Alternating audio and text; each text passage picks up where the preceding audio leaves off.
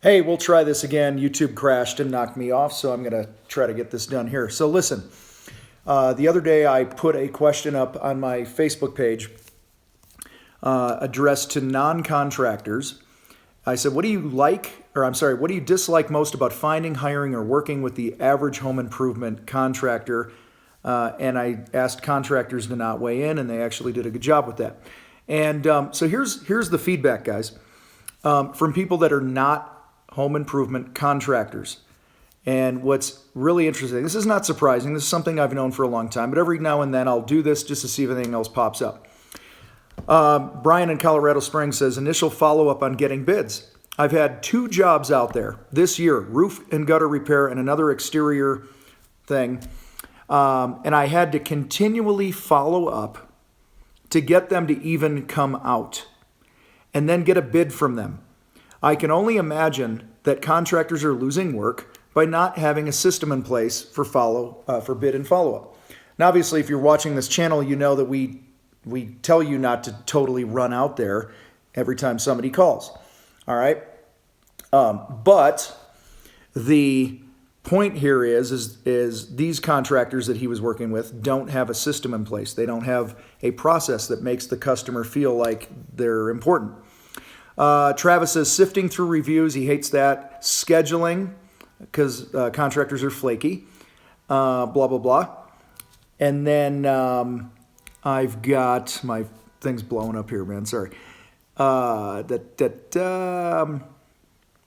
Most contractors that I've dealt with seem very meh about doing work for me. Seems like I have to beg them to look at my stuff. Being told one estimate, then when the work is finished, the cost is not near close enough to the estimate. Then when you try to pay the contractor, they wait forever to get back to you. Then in months, send you an invoice. Just take my damn money at the time of the service. If it's going to be more than $100 out of the range from what you told me it was going to be, let me know during the process so I can be abreast of that and find the extra money. Bethany has a number of things here.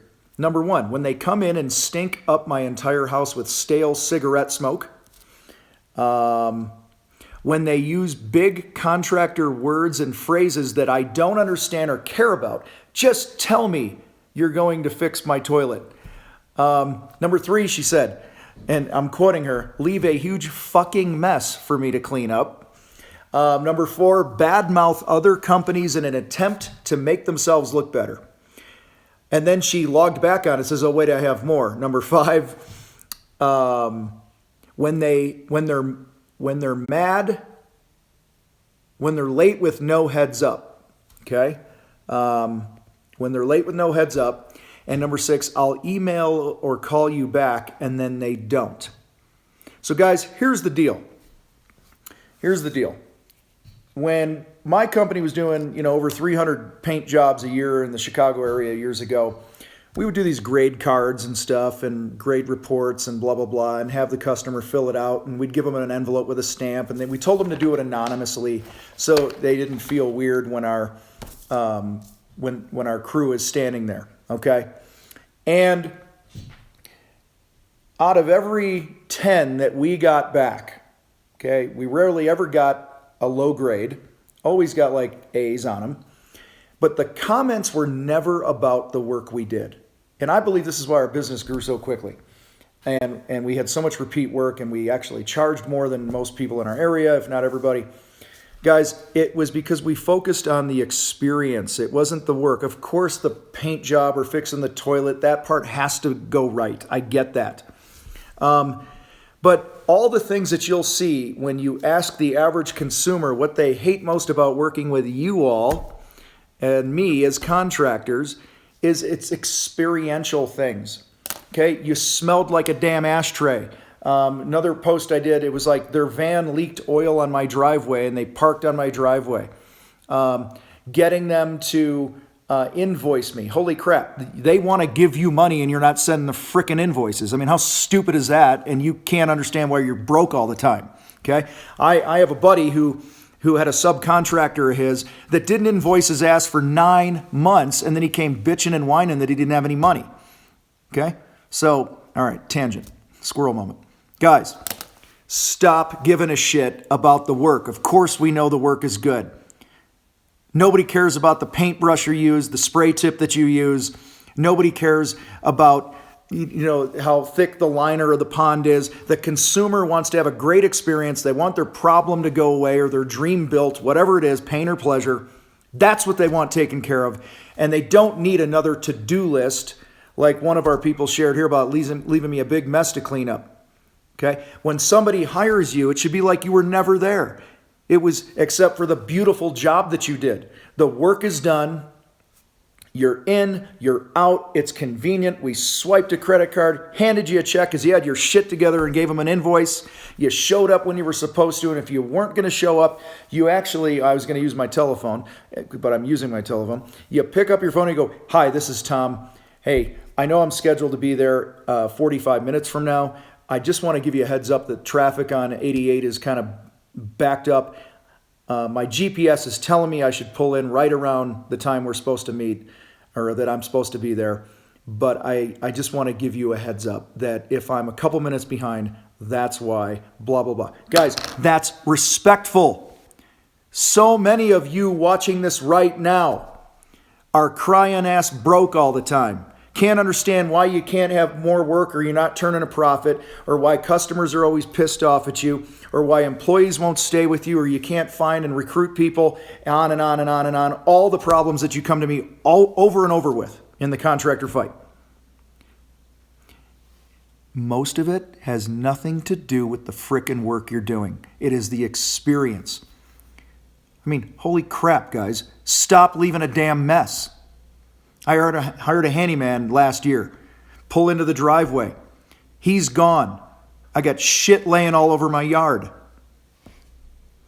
I spent my first half hour home picking up nails and splinters and crap like that of stuff he ripped off the house. Didn't even clean it up. Okay? Stop giving people a to-do list. Be respectful. I'm looking at the list. I'll email you or I'll call you back. Well, if you say you're going to do it, do it. Don't badmouth other companies. Don't go into somebody's house and tell them how terrible all the competitors are. They don't give a shit. They want their problem fixed. They want you to be a normal, happy, respectful human being who has integrity and has enough self-respect and confidence to not feel like you have to badmouth another company. Okay? No crap. Okay? They're calling you because they've had crap experiences with other companies. So don't be like everybody else. When they go, "Yeah, the last guy did a really crappy job," don't gang tackle it. Just go, "Well, you know what? Hey, there's a lot of factors to things. And so let's push that aside. Why don't you tell me what are some things that you're hoping we can do different for you so you don't get that same product or that same experience?" See, there's a difference between being a D-bag and not being a D-bag. One of the things here that jumped out to me was how there seems to be a theme, and I've heard this even before, is how a lot of you act like you don't even want the work. I mean, I can't tell you how many times that I talk to a contractor and he says, "Yeah, I got all these leads I got to follow up with." I said, "Well, how old are the leads?" "Oh, 2 days, 3 days, a week."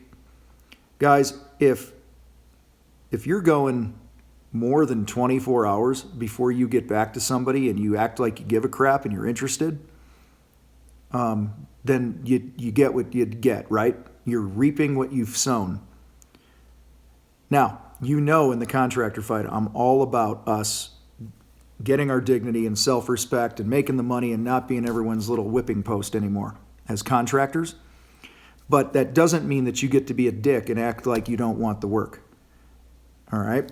So, fellas, building your business, building your contracting business, growing your contracting business has about this much to do with the actual work and this much to do with everything that comes before, during, and after the work.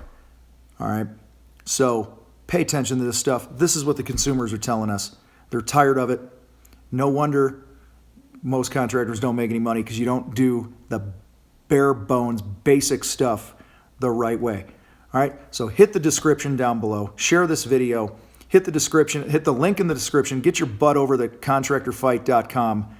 Join what we've got going on over there so that you're not one of these knuckleheads that these people on Facebook are talking about. All right? We'll see you next time. Hasta la Cuervo.